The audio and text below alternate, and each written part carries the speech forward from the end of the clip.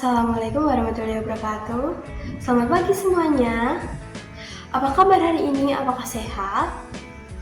Alhamdulillah, kita selalu diberi kesehatan untuk menimba ilmu di sekolah. Nah, bertemu lagi dengan Ibu Fatimah dalam pembelajaran Bahasa Indonesia. Hari ini kita masih ada di bab 3, yaitu memahami dan mendiskusikan fenomena kecerdasan buatan. Hari ini kita akan mempelajari subbab terakhir, yaitu menggunakan konjungsi intra-kalimat dan antar-kalimat. Pada subbab ini, yaitu subbab menggunakan konjungsi intra-kalimat dan antar-kalimat, tujuan pembelajarannya yaitu peserta didik mampu menggunakan dan memahami konjungsi intra-kalimat dan antar-kalimat sesuai dengan kaidah kebahasaan. Sebelum Ibu lanjut pada materi pagi hari ini, Ibu ingin bertanya terlebih dahulu. Sebenarnya apa sih itu konjungsi? Ada yang tahu?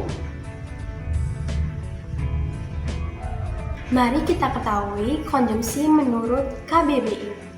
Menurut Kamus Besar Bahasa Indonesia, konjungsi adalah kata atau ungkapan penghubung antar kata, antar frasa, antar klausa, dan antar kalimat. Kata penghubung ini sering digunakan saat seseorang berbicara, menulis, maupun membaca. Sudah dipahami ya bahwa konjungsi itu adalah kata penghubung. Selanjutnya, konjungsi merupakan jenis kata yang menghubungkan kata dengan kata, frasa dengan frasa, klausa dengan klausa, kalimat dengan kalimat, dan paragraf dengan paragraf. Sebenarnya, frasa dan klausa itu apa sih? Frasa merupakan gabungan dua kata atau lebih yang memiliki makna. Jadi, frasa juga merupakan penyusun sebuah kalimat. Contohnya, bermain bola, mawar merah, ayam goreng, sepeda motor. Yang kedua adalah klausa. Klausa adalah gabungan kata yang terdiri dari subjek dan predikat. Contohnya, adik bermain, Rara menyanyi, begitu. Nah, yang ketiga adalah kalimat. Pasti kalian sudah paham apa itu kalimat. Kalimat adalah gabungan beberapa kata yang sedikitnya mengandung subjek dan predikat. Kalimat juga bisa berbentuk dari gabungan frasa maupun klausa. Contohnya, Lala memasak nasi goreng bersama ibunya di dapur untuk sarapan. Nah, begitu ya, sudah dipahami ya apa itu frasa dan klausa. Selanjutnya adalah konjungsi. Nah, selanjutnya kita akan memasuki pada konjungsi intra-kalimat dan konjungsi antar-kalimat. Konjungsi intra-kalimat adalah konjungsi yang berada pada satu struktur kalimat, berfungsi menghubungkan kata dengan kata, frasa dengan frasa, atau klausa dengan klausa. Nah, konjungsi dibagi menjadi 3. Yang pertama adalah konjungsi koordinatif, berfungsi menghubungkan dua unsur atau lebih yang sama pentingnya. Contohnya dan, tetapi, sedangkan, dan melainkan. Yang kedua adalah konjungsi subordinatif, berfungsi menghubungkan dua klausa yang kedudukannya tidak sama. Contohnya ketika, karena, sehingga, bahwa, dan meskipun. Yang ketiga, konjungsi korelatif, yang terdiri dari dua pasang kata yang menghubungkan dua kata, frasa, atau klausa yang sederajat. Contohnya baik maupun, tidak tetapi, dan bukan melainkan. Contohnya konjungsi intrakalimat, yaitu proses ini menjadi lebih cepat karena adanya kecerdasan buatan. Bisa dipahami ya, konjungsi intrakalimat itu yang berada di dalam kalimat. Selanjutnya, tabel mengenai konjungsi intrakalimat yang didahului tanda koma. Konjungsi intrakalimat yang didahului tanda koma yaitu kecuali, kemudian, lalu, lantas, padahal, tetapi, sedangkan, melainkan, bahkan. Nah, perlu diperhatikan ya bahwa konjungsi tersebut didahului tanda koma. Jadi, sebelum menuliskan konjungsi tersebut, baiknya kita menuliskan koma terlebih dahulu karena ini sesuai dengan kaidah kebahasaan. Selanjutnya yaitu konjungsi intakalimat yang tidak perlu didahului tanda koma. Perlu diperhatikan ya bahwa konjungsi intakalimat ini ada yang didahului tanda koma dan ada yang tidak perlu didahului tanda koma. Yang tidak perlu didahului tanda koma yaitu dan, atau, bahwa, karena, sehingga, agar, apabila, jika, maka. Kaidah kebahasaan yang benar pada penulisan konjungsi karena dan maka itu tidak perlu didahului oleh tanda koma. Yang kedua adalah konjungsi antar kalimat. Konjungsi antar kalimat adalah konjungsi yang berada pada satu paragraf dan berfungsi menghubungkan kalimat satu dengan kalimat lain. Perlu diperhatikan, konjungsi antar kalimat ini menghubungkan kalimat satu dengan kalimat lain. Jadi, penulisan konjungsi antar kalimat terdapat di depan kalimat. Contohnya, oleh karena itu, akan tetapi, sesungguhnya. Contoh kalimatnya adalah teknologi terus berkembang pesat. Oleh karena itu, AI mulai diterapkan dalam berbagai sektor. Inilah tabel konjungsi antar kalimat. Banyak sekali ya. Perlu diketahui bahwa penulisan konjungsi antar kalimat, inilah tabel konjungsi antar kalimat. Banyak sekali bukan konjungsi antar kalimat?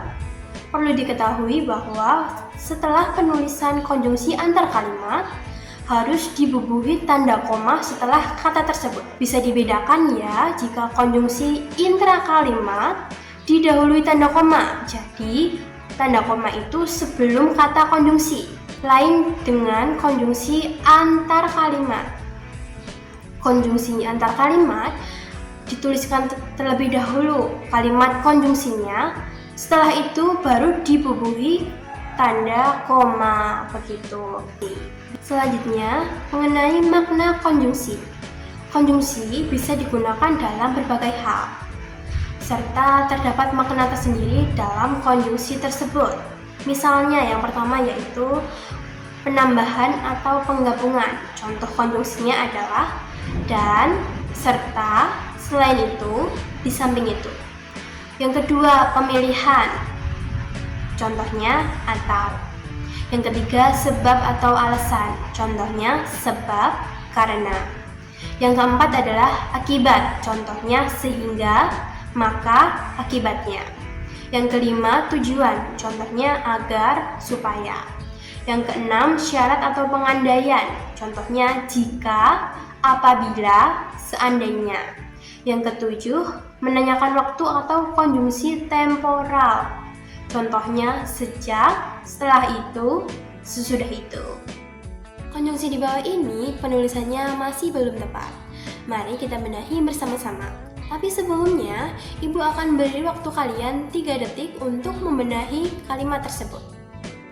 Oke, kalimat pertama yaitu teknologi kecerdasan buatan semakin canggih, kemudian digunakan untuk berbagai keperluan sehari-hari. Betul sekali, konjungsinya adalah kemudian. Bagaimana penulisan yang benar? Konjungsinya didahului koma. Ya, hebat sekali. Lanjut, kita pada kalimat kedua. Banyak aplikasi menggunakan kecerdasan buatan karena bisa memberikan rekomendasi yang lebih sesuai dengan kebutuhan pengguna. Di manakah konjungsinya? Betul, konjungsinya adalah karena. Apakah penulisannya sudah benar? Konjungsi karena tidak didahului dengan koma. Jadi komanya dihilangkan. Selanjutnya kita masuk pada kalimat ketiga. Kecerdasan buatan dapat memproses data dalam jumlah besar secara tepat. Setelah itu hasil analisis dapat digunakan untuk mengambil keputusan. Di manakah konjungsinya? Betul, setelah itu.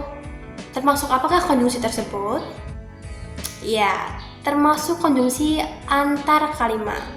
Nah, bagaimana penulisannya? Penulisannya yaitu setelah itu kemudian dibubuhi koma. Jadi, komanya setelah kata konjungsi. Kemudian ada contoh lain penggunaan konjungsi intrakalimat dan antar kalimat. Selanjutnya, kalian dapat berlatih menemukan konjungsi intrakalimat dan konjungsi antar kalimat dengan mengerjakan latihan soal Ayo Berlatih halaman 104 di buku teks. Itulah materi mengenai konjungsi intrakalimat dan konjungsi antar kalimat. Sebenarnya, apa sih pentingnya mempelajari konjungsi intrakalimat dan konjungsi antar kalimat? Tujuannya adalah agar tulisan atau kalimat yang diucapkan terasa lebih menyatu dan lebih mudah dipahami. Dalam penulisan sebuah paragraf, kata penghubung ini memiliki fungsi yang sangat penting, yakni sebagai penanda adanya hubungan yang logis antara kalimat di dalam paragraf, sehingga dapat menghasilkan makna tertentu. Perlunya menuliskan konjungsi harus tepat, supaya tidak terjadi kesalahpahaman dalam menyampaikan pesan kepada pembaca ataupun audiens. Nah, begitulah materi pada pagi hari ini mengenai materi konjungsi interkalimat dan konjungsi antarkalimat. Bisa dipahami? Mudah bukan? Sekian materi konjungsi intrakalimat dan konjungsi antarkalimat. Semoga materi hari ini dapat dipahami dengan baik. Dari saya, jika ada salah kata, saya mohon maaf. Wassalamualaikum warahmatullahi wabarakatuh.